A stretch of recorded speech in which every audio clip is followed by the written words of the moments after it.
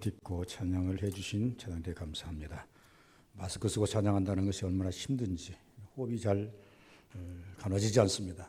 네 박자를 빼야 되는데 세 박자밖에는 못 빼고 이러한 일들이 비일비재하죠. 교육자학위 수련회를 갔더니 어떤 목사님이 세미나 강사에 오셔서 이렇게 말합니다. 여러 가지 말씀을 했지만 이렇게 말합니다. 여러분, 우리나라에서 교통사고로 죽는 인구가 얼마인 줄 아십니까? 그럼 하루에 얼마가 죽는 줄 아십니까? 이렇게 말해요. 과거에는 제가 알기에는 30명이 죽었어요. 20명, 30명이 하루에 교통사고로 죽었어요. 그런데 많이 개선하고 속도를 낮추고 CCTV를 그냥 곳곳에 설치하고 또 법을 강화하고 그래가지고 이제 법을 지키지 않으면 불이익을 당하고 이렇게 해서 경각심을 주어서 요새는 평균 하루에 10명 정도가 교통사고로 죽는다고 그래요. 우리가 코로나19가 이 땅에 도래한 지가, 우리나라에 도래한 지가 약 6개월, 7개월 접어들고 있습니다. 여러분 방송에 보시면 자막에 뜰 겁니다. 총 누계 코로나 감염자가 13,000 몇백 명, 그리고 치유받은 사람이 이제 12,000 몇백 명, 그리고 밑에다가 사망자 280 몇 명 이렇게 기록하는 것을 보실 수 있을 것입니다. 6개월 동안, 약 180일 동안 우리나라에 코로나19로 돌아가신 분들이, 세상을 떠나신 분들이 280, 300명이 채 되지 않습니다. 그런데 6개월 동안, 180일 동안 교통사고로 세상을 달리하신 분들이 약 1,800명 이상이 교통사고로 가셨습니다. 여러분, 교통사고에 대해서는 무감합니다. 나는 괜찮겠지라고 생각하고 무감하게 살면서 정말로 이 코로나19에 대해서는 연일 방송에서 이야기를 하니까 이런 것들로 인해서 아주 심각하게 받아들이는 문제가 있는 것 같습니다. 여러 가지로 어떤 지표는 그렇습니다. 그래서 우리가 이렇게 생각해 봅니다. 우리는 세상에 대해서 두려워할 것이 너무나 많다. 이것만 있습니까? 산재로 죽는 사람이 교통사고로 죽는 인구보다 더 많습니다. 그보다 더 무서운 것은 자살하는 인구가 교통사고로 죽는 인구보다 더 많습니다. 그래서 세상에 살면서 내 마음대로 살지 못하고 자살을 한다거나 산재로 죽는다거나 교통사고로 죽는다거나 이렇게 해서 죽는 인구가 너무나 많이 있는 것을 우리는 주변에서 잘 알고 있습니다. 이런 험악한 세상을 살아가면서 고대에는 없었겠습니까? 오늘만 있겠습니까? 우리에서 이것을 잡았다고 해서 오늘만 있겠습니까? 앞으로 먼 훗날 다시 더 많은 것들이 일어나지 않겠습니까? 우리가 잘 아는 스페인 독감으로 5천만 명이 죽었다 그러죠. 5천만 명이 죽었습니다. 그때 그걸 잡기 위해서 얼마나 노력했겠는가라고 생각을 해봅니다. 두렵기 시작하면 한없이 두려운 것이 우리의 마음이고 담대성을 가지면 한없이 담대한 것이 우리의 마음이 아니겠는가, 저는 이렇게 생각을 해봅니다. 대한민국에 복음이 들어온 지가 1884년 아벤젤라와 언더우드 목사님이 인천 부두에 내려서 한 분은 북쪽을 향해서 올라가고 한 분은 남쪽을 향해서 내려오면서 복음이 점점점 이제 온 대한민국에 다 이제 들어가게 되었습니다. 그리고 그분들이 복음을 증거한 지가 약 140년 이렇게 되었습니다. 140년 되었는데 이 140년 동안 우리 대한민국은 놀라운 역사를 했는데, 제가 그걸 말하고 싶은 것이 아니라 이 140년의 이 종교 역사, 우리 기독교의 역사 속에 수많은 어려움이 많았습니다. 일제 36년 참 험하겠습니다. 그 시기에 많은 분들이 순교를 했습니다. 순교를 많이 했습니다. 그리고 그 광복이 되고 난 다음에 우리가 좀 편안함을 가지기도 전에 5년 후에 6.25 사변이 일어나서 그때 또 많은 분들이 순교를 또 하게 됩니다. 제가 왜 이런 말씀을 드리는 거 하니까 일제 36년에도 혹은 총칼이 폭탄이 빗발치는 그 상황에서도 우리 대한민국의 기독교는 예배를 중단하지 않았습니다. 피난을 내려오다가도 주일이 되면 안 믿는 사람들은 빨리 내려가야 돼 하고 내려갔지만 믿는 사람들은 그날 모여서 예배를 드리고 그리고 또 움직이는 이렇게 해서 부산까지 내려갔다라고 하는 문헌도 있습니다. 생생한 증인도 들어봤습니다. 저 북한에서 이제 교인들이 이제 북한에서 이제 평양에서 피난보따를 싸가지고 쭉 내려가다가 주일이 됐습니다.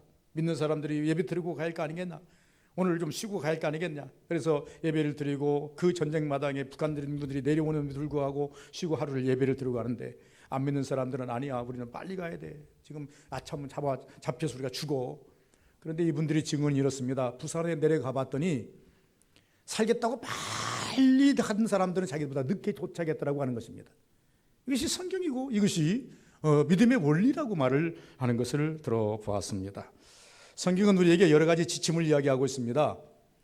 여러 가지 지침을 이야기하면서 이것은 무엇이냐면 이 여러 가지 지침 가운데 우리 주시는 메시지는 뭐냐 그러면 우리 영이 사는 것이고 육이 보호를 받으려면 누가 뭐라고 해도 과학이 아무리 발달하고 아무리 세상이 좋아져도 하나님이 돕지 아니하면, 하나님이 은혜 주지 아니하면 방법 없다는 것을 우리에게 메시지로 주시고 있는 것을 볼 수가 있습니다. 오늘 본문 속에 보시면 이스라엘 백성들이 애굽에서 400년 혹은 430년이라 그러는데 400년 동안 종살이하고 어떤 분은 430년 동안이라고 이렇게 말하기도 합니다.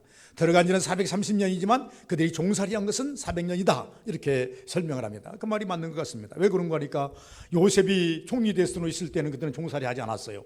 그런데 이제 요셉이 이제 죽고 난 다음부터 다른 왕이 나타나면서부터 종살이하기 시작했어요. 그러니 그들이 종살이한 시간은 400년이 맞고 그들이 애굽으로 내려가서 나온 시기는 430년이 맞는 거예요.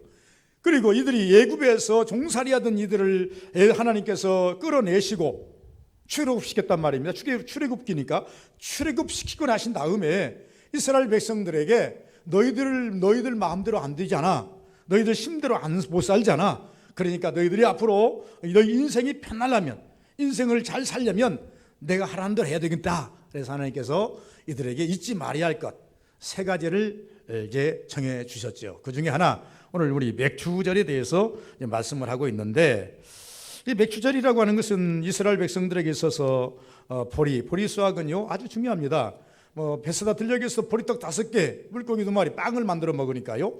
그 사람들은 이 벼를 심어서 쌀을 먹는 게 아니고 밀이나 혹은 그 보리를 심어 가지고 그거를 수확해서 그거를 가루를 내 가지고 빵을 만들어 먹는 그런 나라입니다. 그래서 빵이 아주 에게해를 비롯해 지중해를 비롯해서 이쪽에 있는 그 나라들이 아주 빵이 많이 발달이 됐습니다. 오래 놔두고 먹어도 될 수 있는 그런 빵들이 많이 발달이 되어 있고 담백하고 맛있는 빵을 잘 만드는 것이 지중해 연안에 있는 그 국가들, 그러니까 이스라엘 비롯해서 이 많은 국가들이 그렇게 하고 있는 것을 볼 수가 있습니다. 그래서 이스라엘 백성들이 할 수 있는 것이 뭐냐 그러면 이제 겨울을 지나고 봄이 되면 이 보리 추수를 하게 되는데 이 보리 추수를 하는 것을 맥주절이라 이렇게 말씀합니다. 그러면 맥주절은 어느 시기에 있는가라고 하는 것을 봐야 되겠고, 그리고 난 다음에 이 맥주절을 하나님께서 이스라엘 백성들에게 명령한 이유가 무엇인가를 우리가 좀 아시면서,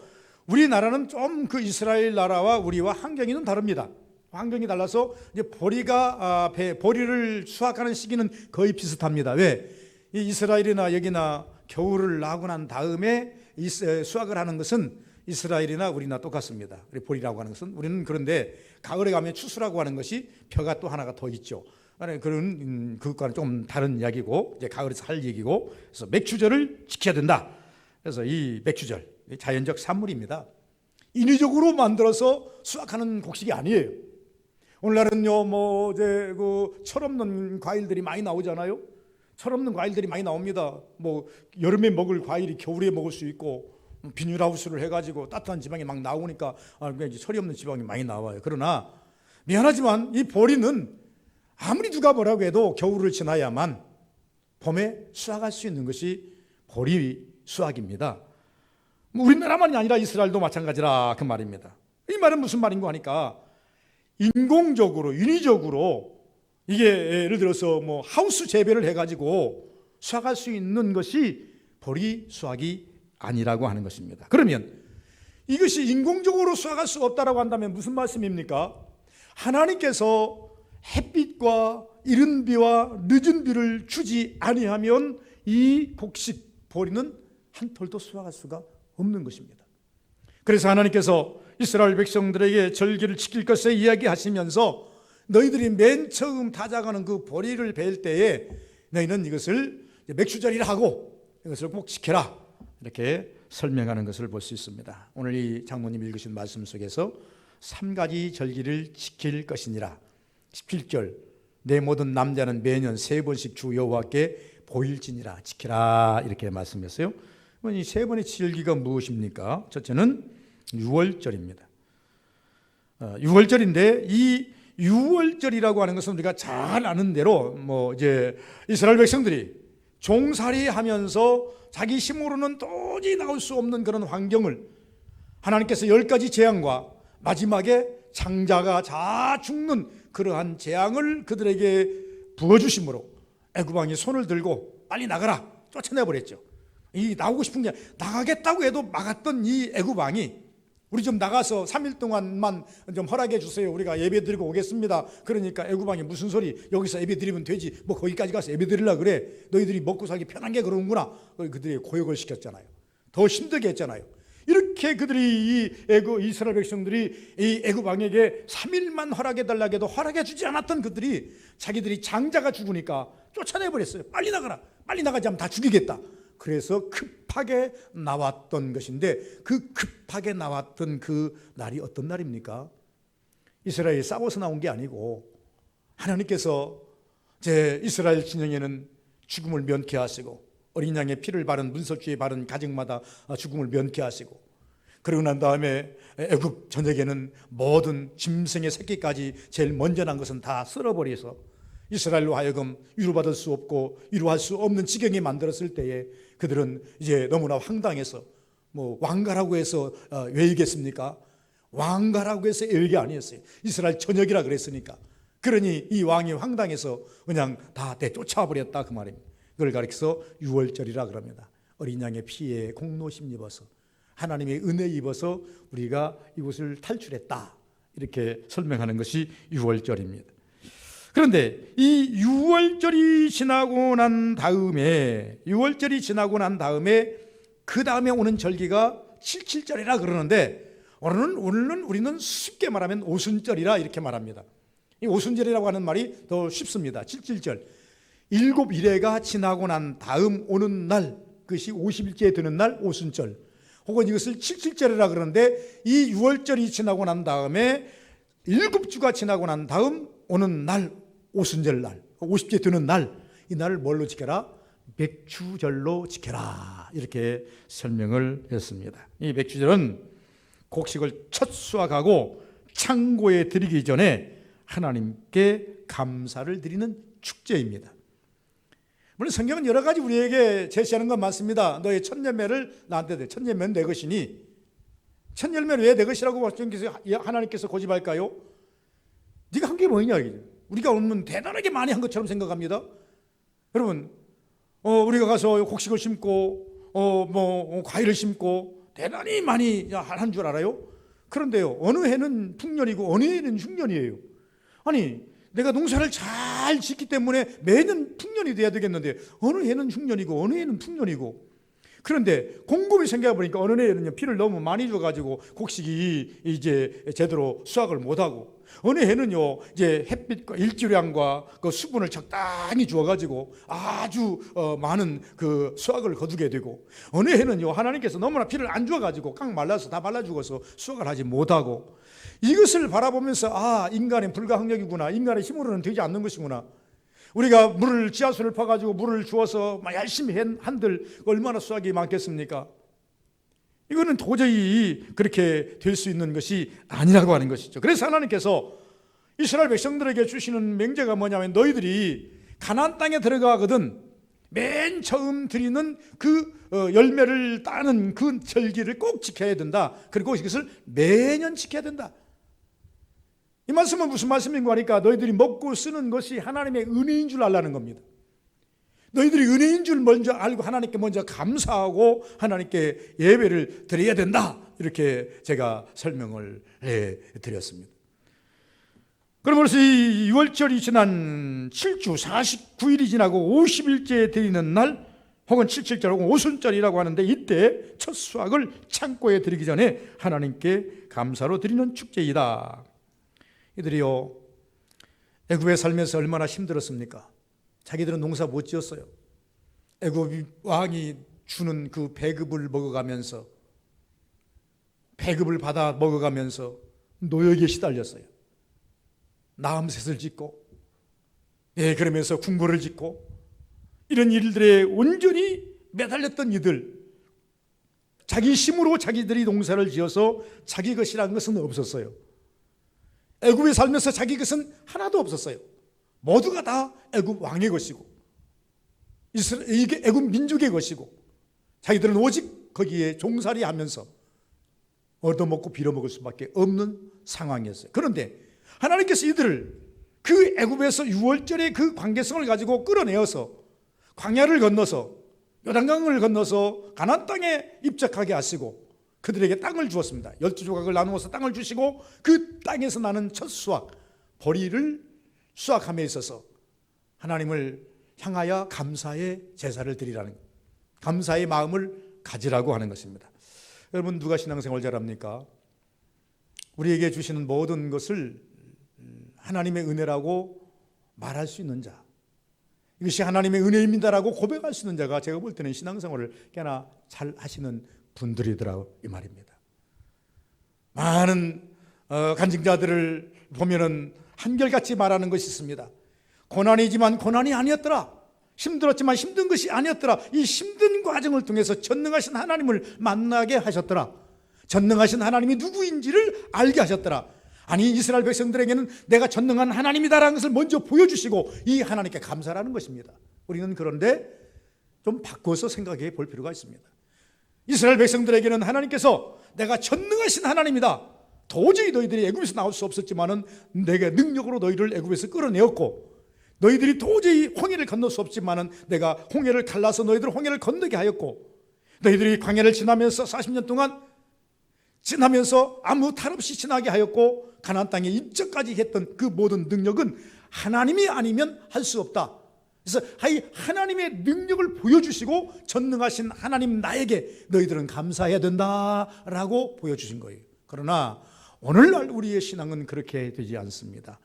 먼저 우리는 어떻게 합니까? 하나님께서 우리 개개인의 신앙을 통해서 어떤 역사를 하시는가 하니까 어려움을 주어요, 힘들게 하십니다. 환경을 이제 현재의 환경보다 더 열악하게 만들어 보이기도 하십니다.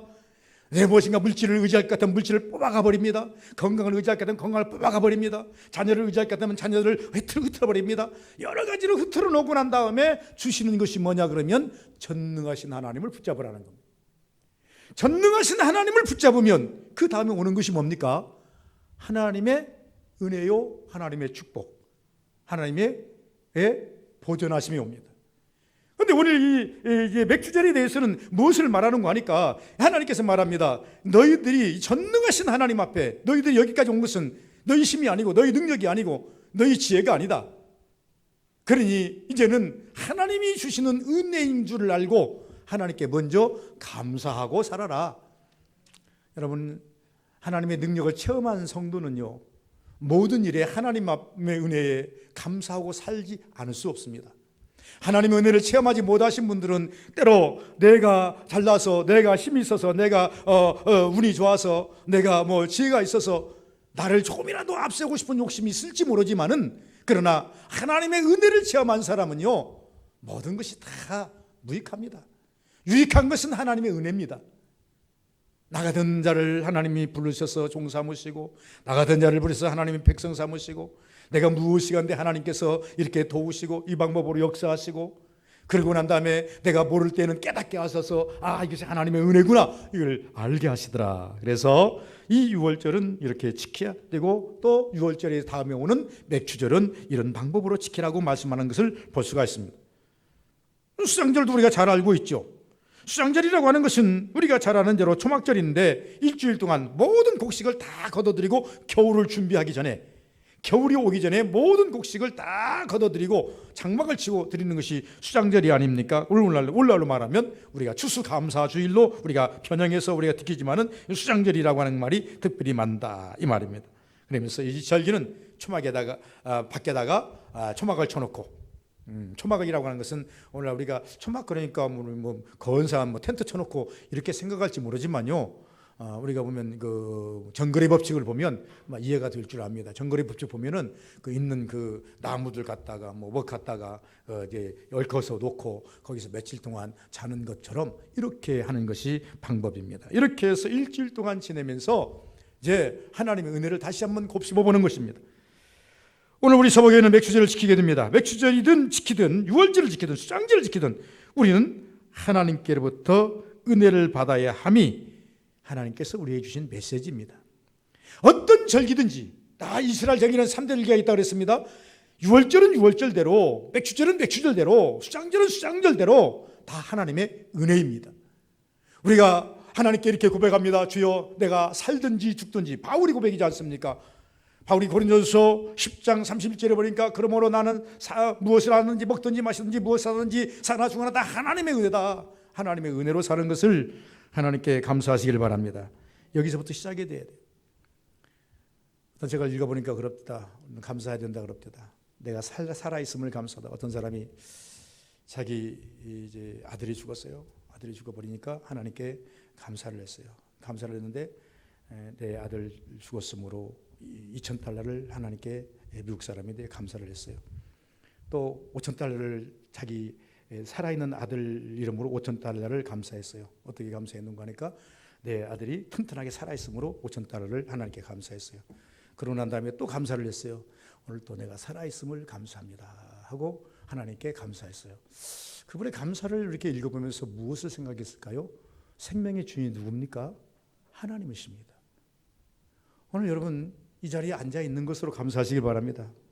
하나님께서 어쨌든 나를 이끌어 주시고 그리고 발걸음 인도해 주시고 험한 그러한 여러 가지 역경을 딛고 여기까지 오셔서 이 자리에 오지 않으면 안 되겠다는 마음이 있어서 여기 오셔서 하나님께 마음을 열고 목사의 짤막한 설교 들으려고 온 것이 아니라 주님 만나고 싶어서 주님 앞에 내 마음 열어보이고 싶어서 답답함도 있고 근심도 있고 어려움도 있고 그러나 주님 앞에 가지고 나오면 주님이 다 해결할 줄 믿고 주님이 다 그것을 보시고 알아주시고 다 이것을 다 좋게 하실 줄 믿고 이 자리에 오신 줄 믿습니다.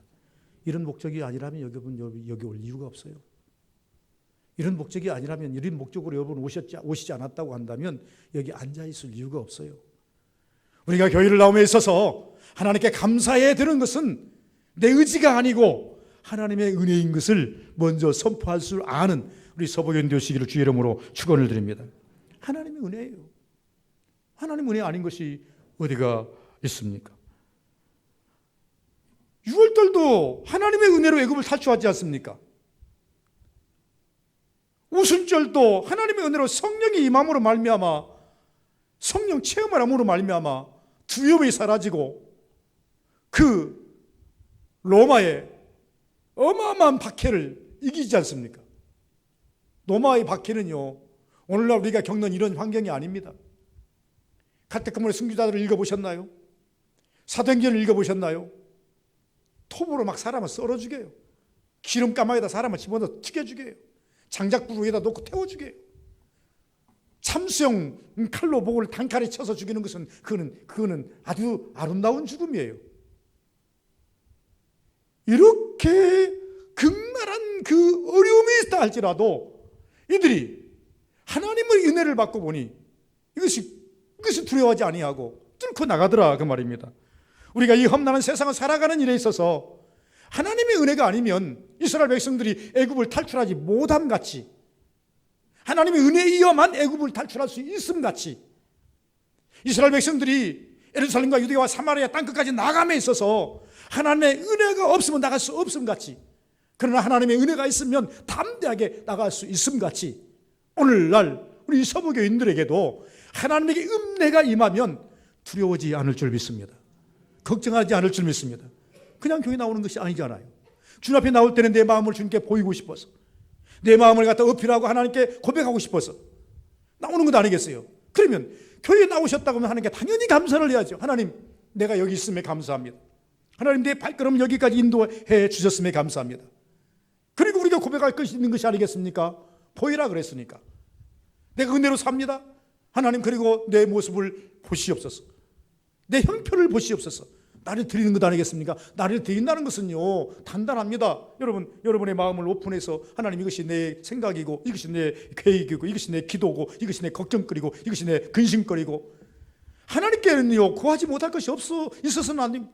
구하지 못할 일이 있어서는 아니다, 이렇게 설명을 하는 것이다, 그 말입니다. 그래서 하나님이 열어주셔야 홍해도 열리고, 하나님께서 뿜어 주셔야 반석에서도 물도 나오는 것이고, 하나님께서 만나 내려주셔야, 하늘문 여셔야 만나도 내려오는 것입니다.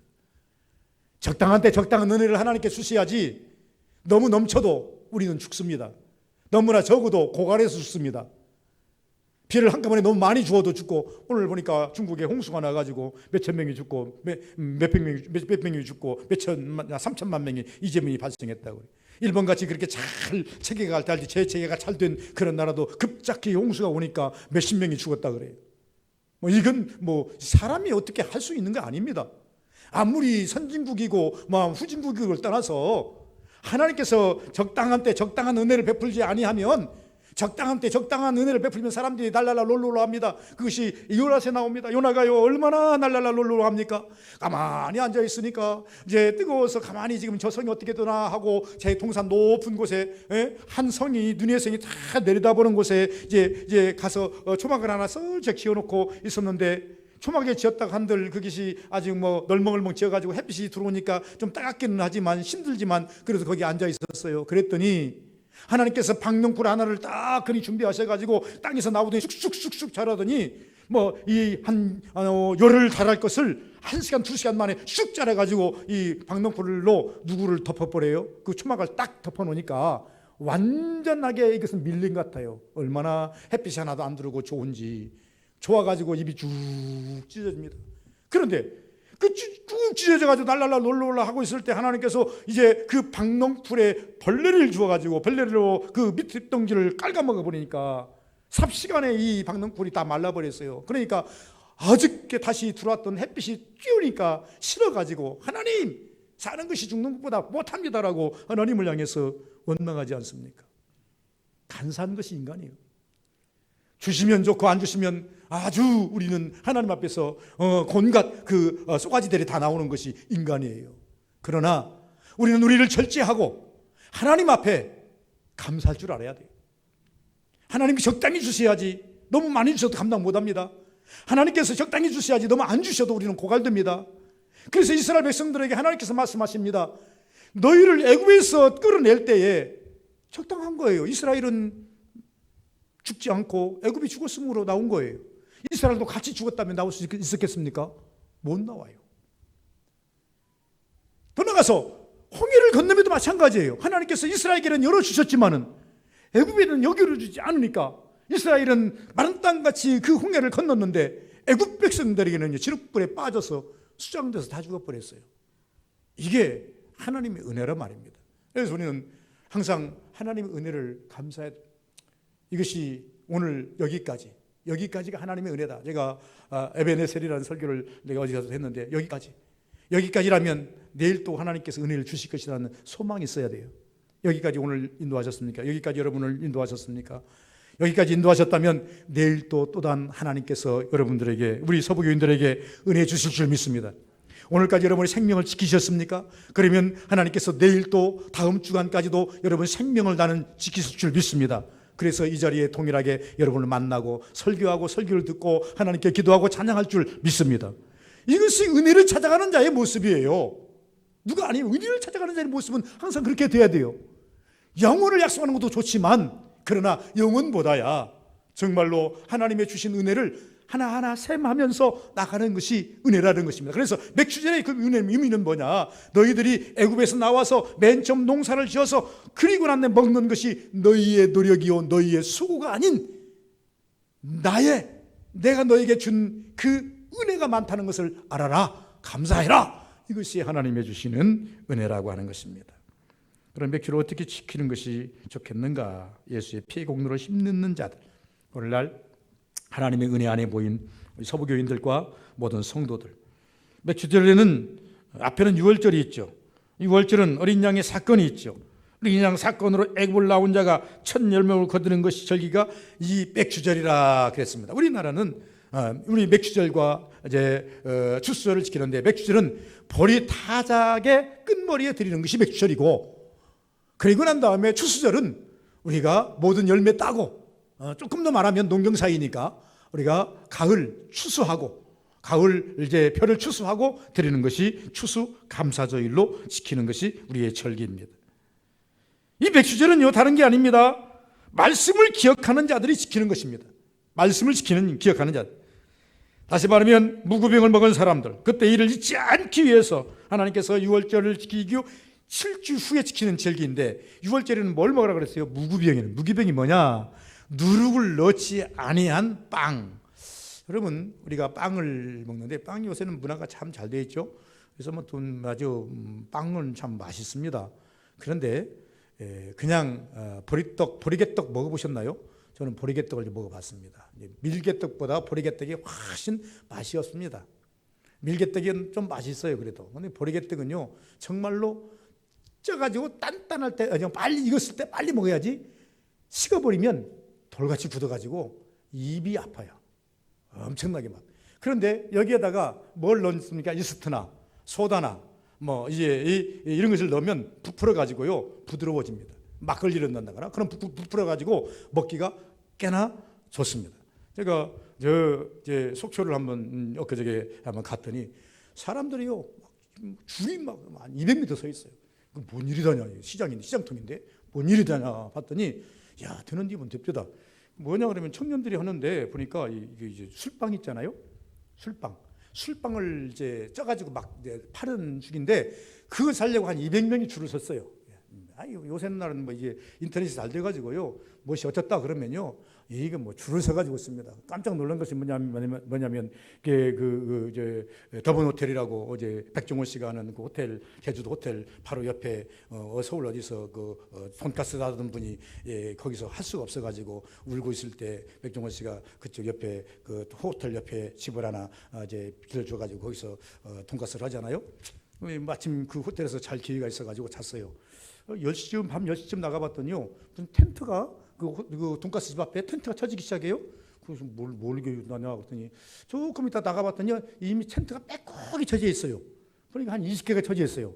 뭐 그러다 벌써 참 귀한 환경이로다, 참 대단한 열심이로다 하고 잠을 자고 아침에 나가봤더니요, 이게 텐트가 더 늘어나가지고 칠 데 없이 다 쳐져 있고 차들이 꽉 들어차 있고 8시밖에 안 됐는데 줄을 서 있는데 줄이 끝이 없어요.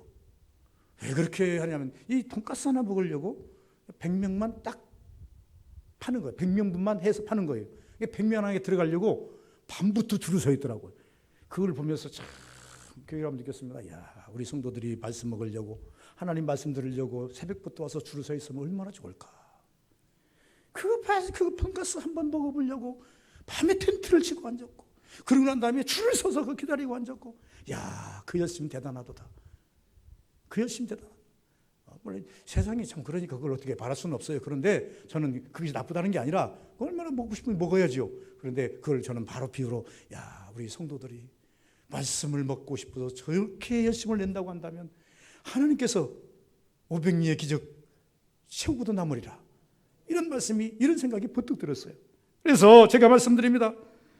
이건 아무나 이 맥주절을 지키는 것이 아니라, 아무에게나 맥주절을 지키라고 하나님께서 명령하는 것이 아니라, 이스라엘 백성들에게, 가나안 땅에 들어간 이스라엘 백성들에게, 가나안 땅에 정착해서 곡식을 거두어서 그들이 수확을 가진 자들이 들어야 할 마땅한 절기, 이 말을 한마디로 이어가면 하나님의 은혜로 사는 사람들에게 지켜야 할 마땅한 절기, 하나님의 은혜로 사는 성도는 주의를 지켜야 하는 것이 마땅한 사명, 하나님의 은혜로 말미암아 구원의 백성이 된 여러분들은 하나님께 기도해야 할 것이 마땅한 사명.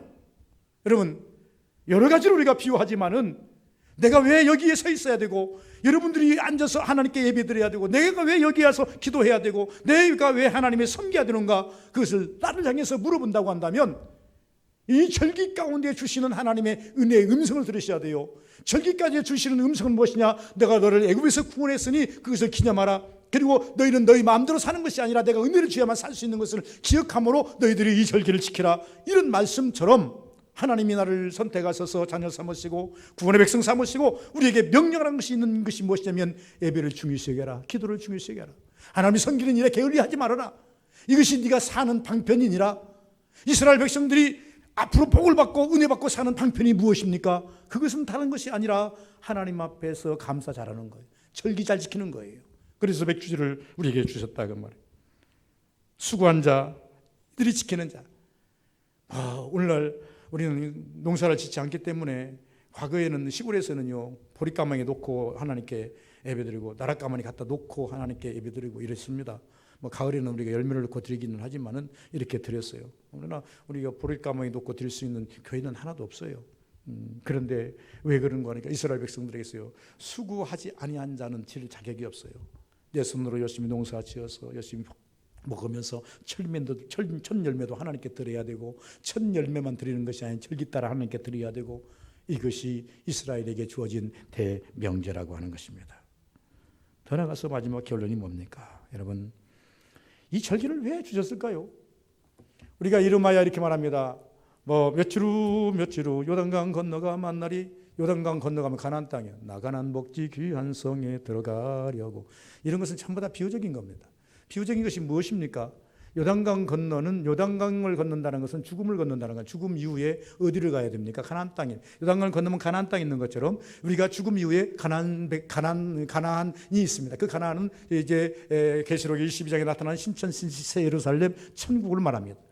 예수님께서 분명히 말씀했습니다. 내가 먼저 가서 너희의 처소를 예배하겠다. 너희 처소를 예배하면 나 있는 곳으로 너희를 내가 데리러 오겠다. 이렇게 말씀을 해 주셨어요. 그래서 정말로 우리가 이 절기를 지키는 것은 어느 때까지 지켜야 되는가? 어느 때까지 지켜야 되는가?